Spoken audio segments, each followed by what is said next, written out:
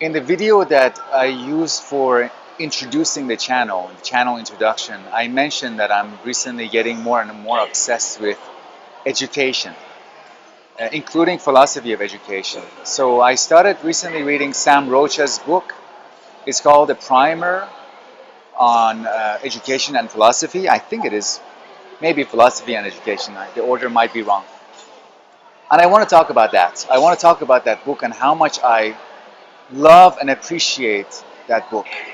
But I want to also mention the story of how I came across, really accidentally, came across Sam Rocha and his work, his books, his lectures on SoundCloud. Just amazing, an amazing gift to all of us.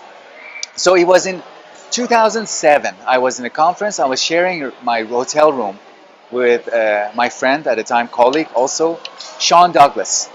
And Sean and I got drunk after a party, a conference party, which involved a lot of drinking. And we were uh, going to fall asleep, and Sean was going through some stuff at the time, and he opened his book, the book that he was reading. The book is called How Are Things?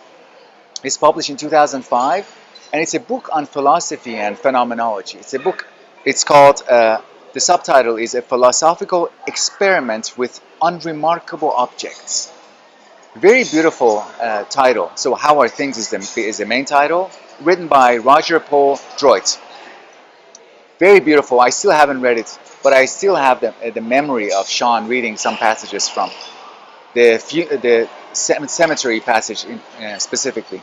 So anyways, I started searching for this book recently, and I didn't remember the title, How Are Things? So I just things and stuff, how are things?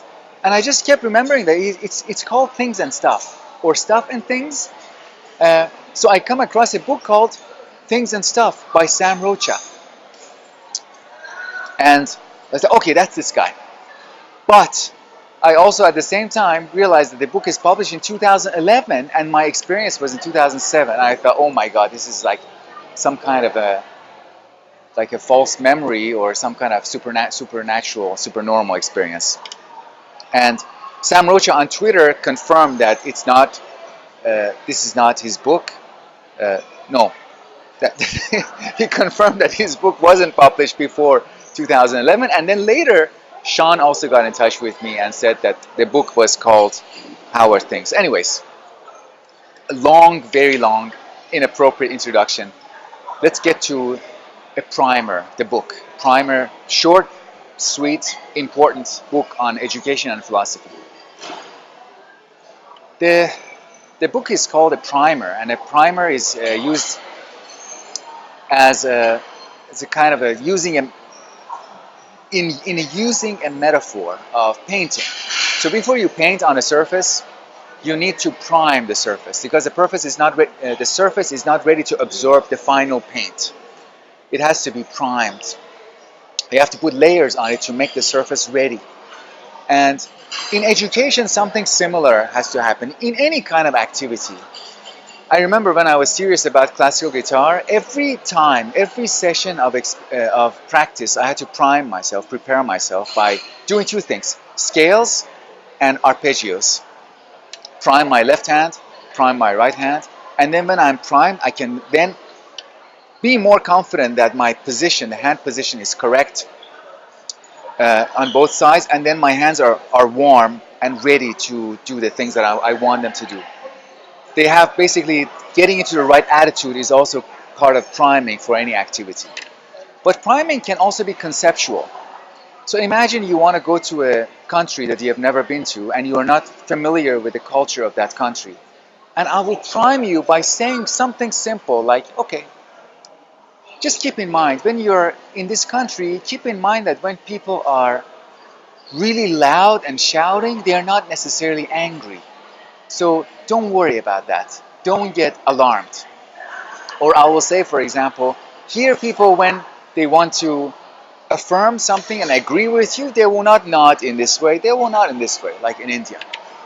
So these things are priming. Now you will take those concepts with you. You will get that you're prepared to take those concepts with you, and then that shapes it makes you sensitive to the rest of your experience.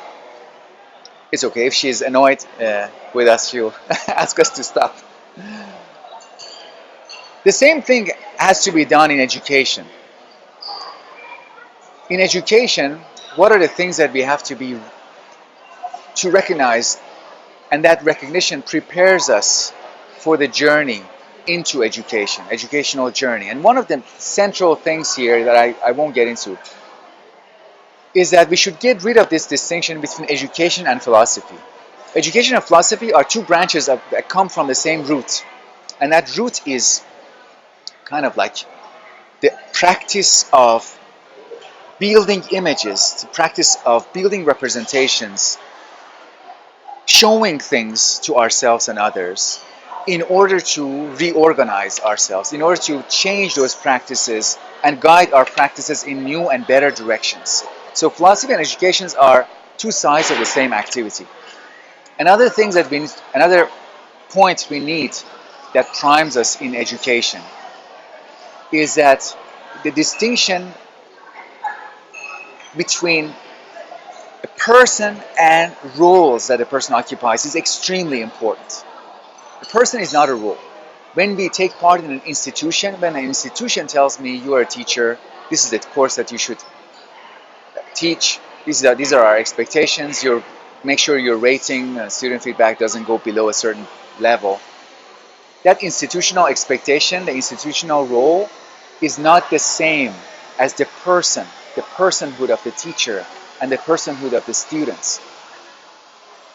And so why persons are special? What is it that we should pay attention to when we pay attention to persons? Persons are the kind of creatures, persons are the kind of beings that want to be shown things. You don't tell a person something. You don't tell a person, for example, you want to teach somebody about human mind. You don't talk in general about, human mind is an information processing machine, which is, bullshit as a statement on its own. But also, even if it is true, even if it is some truth to it, it's useless to say it like that, because we are just saying something. We are not link it to a concrete being.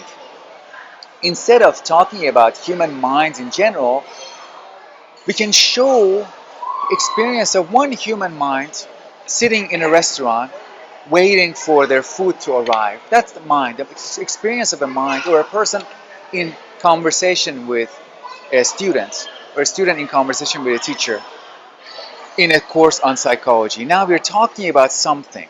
Rocha says that when we show instead of telling, we make it such that something is at stake. There's some concrete thing that we're talking about. One last distinction that is important is a distinction between knowing and understanding. And this is a very loose, in English it is difficult to express this. But it's basically the distinction between having information and understanding something.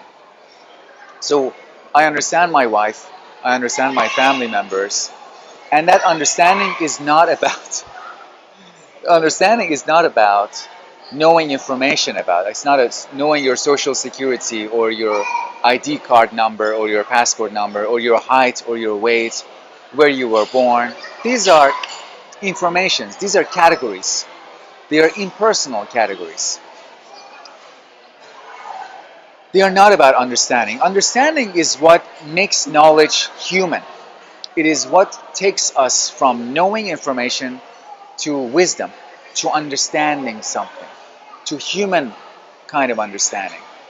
It's very difficult to express it. And Rocha asks, what is it that allows us to go from knowing information to understanding? And he says the answer is love.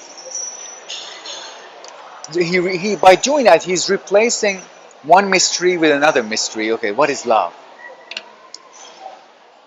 It is a primer. We have to begin this journey of understanding love, understanding the difference between information and understanding. But let me just add one thing. When we love something particular.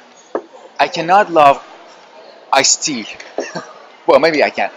But I can love this moment, this particular experience of iced tea shared with another person, maybe. We love things that are concrete. We cannot love things that are abstract. We cannot love universal categories. We can love individuals, individual events, individual persons.